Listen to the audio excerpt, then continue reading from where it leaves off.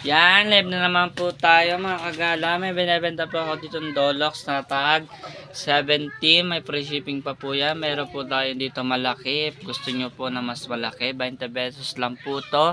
Screenshot nyo po if gusto nyo. Yan.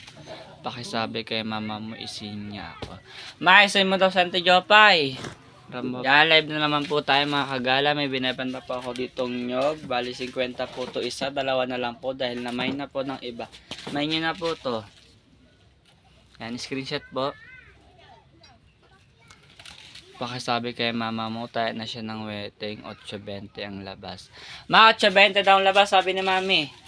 Naman po tayo mga kagala. Meron po akong binibentang pambrush ng mga damit. Medyo may issue po siya dahil maitim na po. Dahil matibay po siya. Bali 1 week na po to sa amin o 1 month na. Screenshot nyo po if gusto nyo. Yan, bali opo, Auntie Maripe, 20 pesos lang po to. Pakisabi kay mama mo yung utang niya, bayaran niya. Sinisingil ka na Auntie Lisa. Grabe siya. Dito naman po tayo mga kagala. Meron pa akong binibentang payong. Maganda po siya sa tag-ulan. Medyo may sira lang po pero okay lang po yan. Safe naman po kayo mga kauwi sa bahay ninyo. May bagong ba kayo? Meron ng kalbulok sa Shopee. 18 lang yun. Order ka na.